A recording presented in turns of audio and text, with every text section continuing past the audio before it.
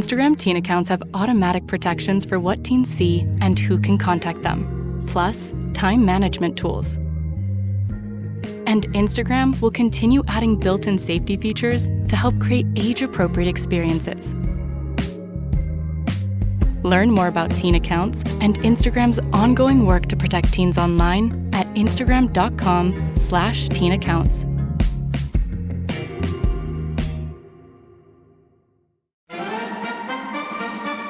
The Red Apple Media Podcast Network presents This is Protecting America. Now, here's Emmy-winning journalist Rita Cosby. And welcome to another edition of Protecting America. I'm Rita Cosby.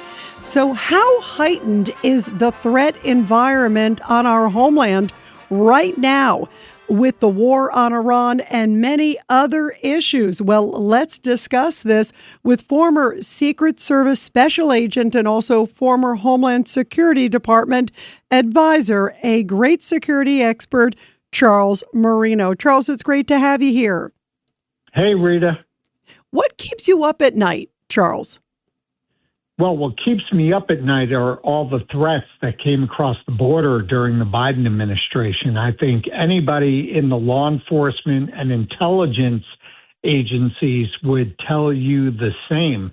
We know that threats from around the world were allowed to infiltrate the United States, and they are now within our borders that are not only including physical threats, but also the threats of ongoing radicalization.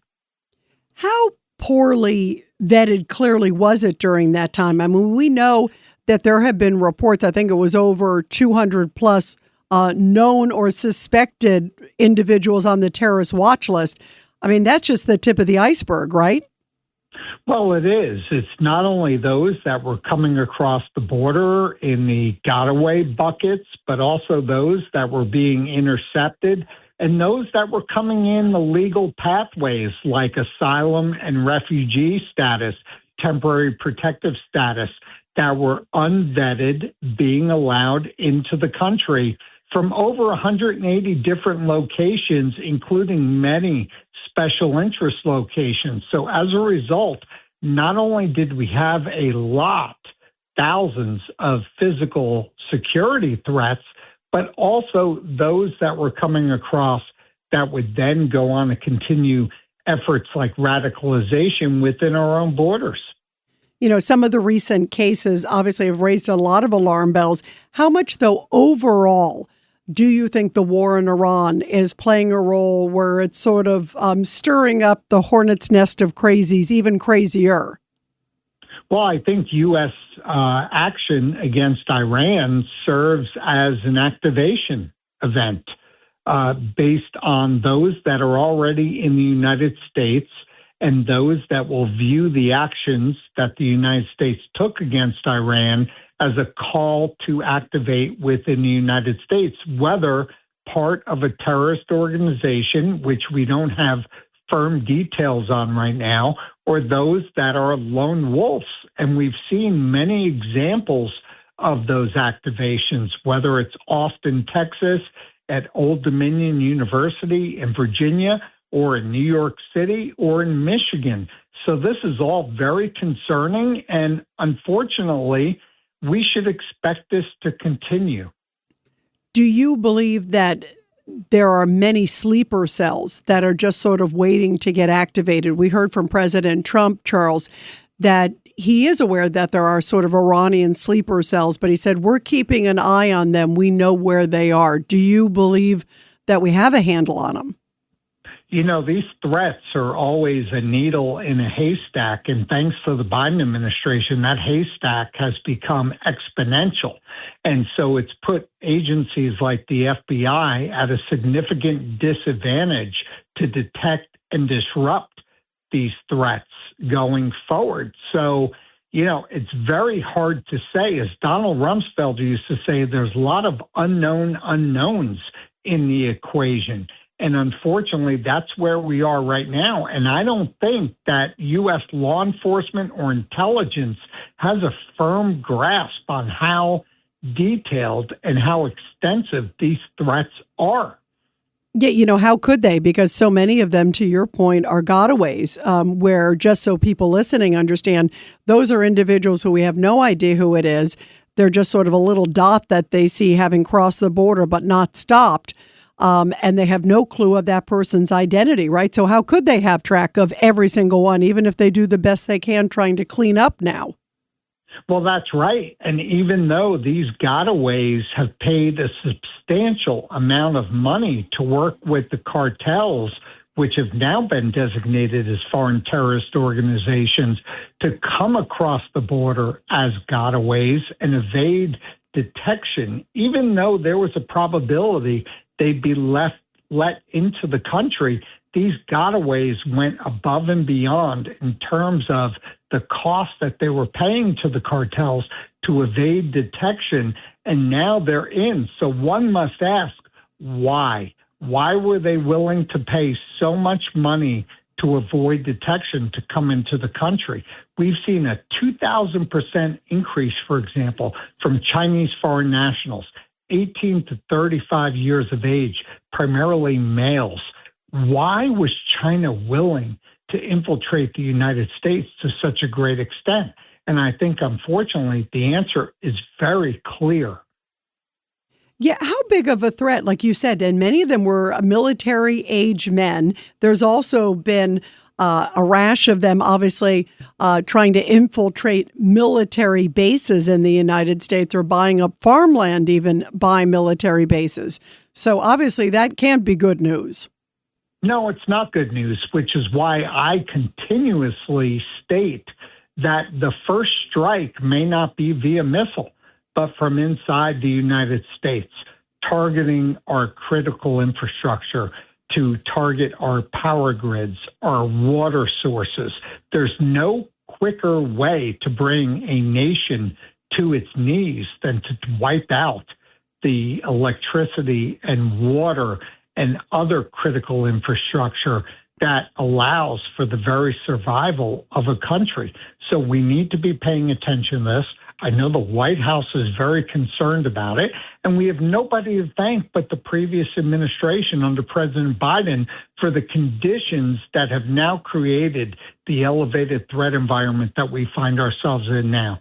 And, you bring up also the potential of like cyber and hacking and all that. One of the big things in the Department of Homeland Security bill, where, as we know, that the Democrats are fighting against the funding of, it entails also CISA, which is cybersecurity. I mean, at a time like this, where I would imagine all the threat lights are blinking red, to have Democrats say, no, we don't want to, fund ICE, even though ICE is funded. But they're trying to say we don't want to fund ICE for political reasons, clearly. So when you look at that, and it's hurting TSA, it's hurting CISA, the cybersecurity, Coast Guard, how dangerous is that? Well, it is, because the Department of Homeland Security is so much more besides immigration enforcement and border security, and the lights are blinking red. And so I view it as Democrats committing literally political suicide here by continuing to gamble with the lives of Americans. And they need to fund the Department of Homeland Security in its entirety. The 2002 Homeland Security Act clearly describes what agencies need to be involved in the Department of Homeland Security and what agencies are necessary for protecting the homeland. So that requires funding the department in its entirety, enough of the political games by Democrats. This episode is brought to you by Cologuard. Do you know what's really scary? Not screening for colon cancer when you turn 45. The Cologuard test is non-invasive, requires no special prep or time off work, and ships right to your door. In just 3 simple steps, Cologuard takes the scare out of colon cancer screening. If you're 45 or older and at average risk, ask your healthcare provider about the Cologuard test. Cologuard is available by prescription only. Learn more or request a prescription today at Cologuard.com/screen. Yeah, it is really frightening, especially right now, given everything that's happening. I want to talk about a couple different cases. Let's first start with, I guess, the case in New York, where there were these 2 teenagers who threw, devices. You see it clear as day. They're throwing it at this protest. And luckily, the devices didn't go off. But it turns out these two guys were essentially radicalized, it looks like, online. One of them said that they were watching the teachings of Anwar al-Awlaki, who's sort of a known ISIS guy. And another one said, I did it for ISIS. So you've got these different reports out there about these guys. How dangerous is that? These young people that, suddenly are drawn to ISIS online, if that's the full story. Well, it may start online. It may start as travel to special interest locations, which I would hope are law enforcement and intelligence agencies like the FBI would pick up on. But the difference is it's now allowed to continue within the borders of our own country based on these communities like Dearborn, Michigan, and places in New York City and LA that are now allowed to continue to radicalize. The problem here is that radicalization is taking place each and every day within the United States. Look no recently than yesterday as you saw these protests in support of Hezbollah, a known terrorist organization, which is why we've got a big problem here in the United States. You hit it on the head, Charles, especially with young people, because a lot of the people that were in these different protests that we've seen where they've been shouting shame to America and, like you said, praising Hezbollah, praising Hamas, praising the Ayatollah. I mean, they clearly need a better education. That's the nicest thing I can say, that they have no clue. And you see these young people and you see young women out there. I think, why don't you spend a day in Iran? And there have been, I saw even like gays for the Ayatollah. I'm thinking, are you kidding me? You would last 5 minutes, sadly, the way that Iran's human rights are. I mean, they just seem like they are so out of touch. Who is propagating this and who's spearheading and indoctrinating these people? It seems like some of the same people we saw on college campuses that were anti-Israel at that point, and then they were anti-this, anti-that. Now they're pro-Ayatollah. Well, Rita, it's hypocritical, of course, based on the points that you just rightfully made, and it continues as a source of radicalization, not only for those that are in the country illegally or were naturalized in from special interest locations, but also to American citizens who may find themselves susceptible to radicalization. So for us as a country to allow this to go on in the streets of major cities, one must understand that this is ongoing radicalization within the United States. So anyone that wants to critique me for saying that radicalization is alive and well in the United States, look at what was going on in New York City this past weekend. That in itself is radicalization. Yeah, that's a great point. You're right. And for anybody who thinks that that's something appealing or attractive, is just shocking when you look at clearly what the Iranian regime has done. I want to also get to the Michigan case, too, because in that particular case, that was that crazy guy who drove the truck that was loaded with gas and explosives that he bought at a fireworks store and went through the synagogue. And it turns out that he was trying to avenge the death of his brother, but his brother was a Hezbollah leader, according to the IDF. Well, this goes to poor vetting on the part of the United States. It goes to the point of how our entire immigration system has been exploited, as demonstrated by the Biden administration, whether it was those coming clear across the border unvetted or those utilizing systems like asylum or temporary protective status. And round and round we go. The Biden administration, Democrats continue to allow our systems that are in place to be exploited for threats to continue to come across. And then we go to the Old Dominion University example, and we see somebody where the courts should have been more stringent. Again, the United States attorney prosecuting a case for material support of ISIS. The requested sentencing was 20 years. They give 11 years. And somebody decides from the Bureau of Prisons to let the individual out 2.5 years prior to the 11-year sentence.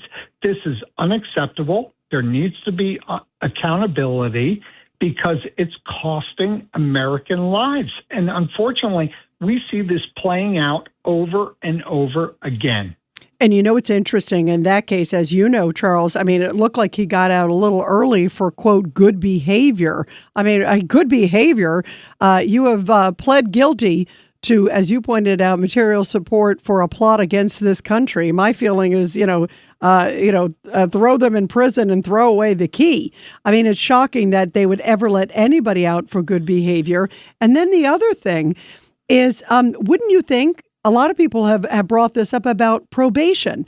There should be, apparently there were multiple years of probation that individual had. So where were the probation officers checking on this guy? Surely he was still on probation. He just got out recently. Well, the probation aspect of this failed, and it failed catastrophically. However, there's also orders on the books that are supposed to prevent national security, specifically terrorism charges, from being released early, no matter what part of the sentencing guidelines they take part in, whether it's drug rehabilitation. They're not supposed to see their sentences decrease. So here you saw a catastrophic failure of the system in place, but also we see it in the courts. And you and I both know we've seen radical judges be proposed with strong sentences by the Department of Justice, and rightfully so, and then go out on their own and decrease those sentences on their own. This is wrong. The threat of terrorism is not being taken seriously enough in this country. 25 years after the attacks of September 11th, the cause of the Department of Homeland Security being created, and we need to get a lot more serious, or Congress needs to take steps to hold people accountable, and that is sanctuary cities, no more funding, no more appointment of these liberal judges willing to discern what they think is rightful justice and not right justice. This needs to end. We need to start taking this threat more seriously. Yeah, no doubt. And you also brought up the fact that some of them were naturalized citizens, Charles Marino. So how could they still keep their citizenship status, especially the Old Dominion case? That guy, again, pled guilty, served time for tied to a terrorist plot against our country, and he still gets the privilege of being an American citizen naturalized? Yeah, no, I think there needs to be a carve-out that when we discover these threats, if you're part of a naturalized citizenship, whether it's through marriage or any of these other programs that I just mentioned, asylum or refugee status, you are gone. So we do need to strengthen our immigration systems on that front. But in the same respect, I think Republicans and Donald Trump have proven that you didn't need overall legislative reform when it comes to protecting the border and enforcing the immigration laws on the books. Starting a business can seem like a daunting task, unless you have a partner like Shopify. They have the tools you need to start and grow your business. From designing a website to marketing to selling and beyond, Shopify can help with everything you need. There's a reason millions of companies like Mattel, Heinz, and Allbirds continue to trust and use them. With Shopify on your side, turn your big business idea into... Sign up for your $1 per month trial at shopify.com/special offer. Yeah, exactly. Just, look at enforcing them appropriately on the books. One case we didn't talk about before I let you go, Charles, is this case in Austin, Texas. This is this guy who had, the Allah shirt on. It was like property of Allah on the outside. And then he had a T-shirt underneath that had an Iranian flag on it. So this is really frightening that it's these individuals that suddenly, and apparently had some issues before where he had some run-ins with the law, driving recklessly or other things, but obviously suddenly goes into this bar area and opens fire. This is really frightening because we are just in the beginning of this, and it's an election year and emotions are high, politics are high. Rita, we should not be allowing immigration from special interest locations. It's that clear. These children from special interest locations are taught to hate America as early as we have taught to swing baseball bats here in the United States. And it's not applicable to our values. It's not applicable to our culture.